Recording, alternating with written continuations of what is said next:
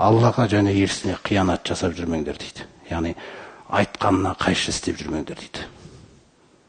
Ватахуну аманатикум. Сондай-ақ өз араларында, мұсылман қоғамы болғаннан кейін бір-бірлерінің араларындағы аманатқа қиянат жасамаңдар дейді. Біреудің ар-жданына, біреудің малына, мүлкіне, еш нәрсесіне. Вантум та'ламун, сендер білесіңдер ғой дейді. Осы Құранда айттық қой қандай халықты қалай азаптағанымыз деп отыр. Сосын ертең сендерге мал беріп жатыр, қазір деп жатыр. Жағдайларын жасап, мал кеп жатыр, кәсіп кеп жатыр.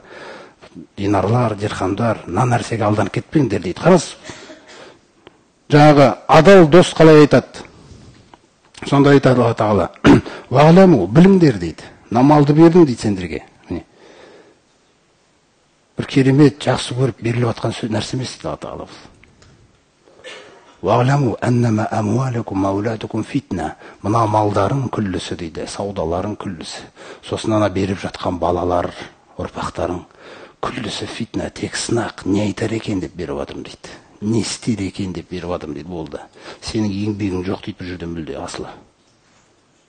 Өзіңді мақтап кетесің ба, мен алғыр едім, мен сондай едім, мен өзім саудаға пысық едім, мен осындай жақтан едім деген. Сондай сөздерді айтып жүрмеңдер деп жатыр да. Вағламу, біліңдер, сендерге уәде етілген, немесе мұъмин, иман иесінің іздейтін сауабы бұл дүниеде емес дейді. Қараңыз. Ва анналлаха индаху ажрун азим деп аяқтайды. Негізгі ұлы сыйлық, сыйақы Алла разы болып беретін. Түсінсіз ба?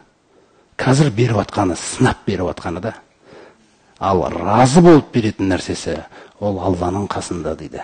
Соны ұмытып кетпеңдер дейді. Мына жаққа жаңа бір жүгерінің несі шыққан кені, жаңа Аллаға беруді ұмытып кетпеңдер дейді, бір үлесін.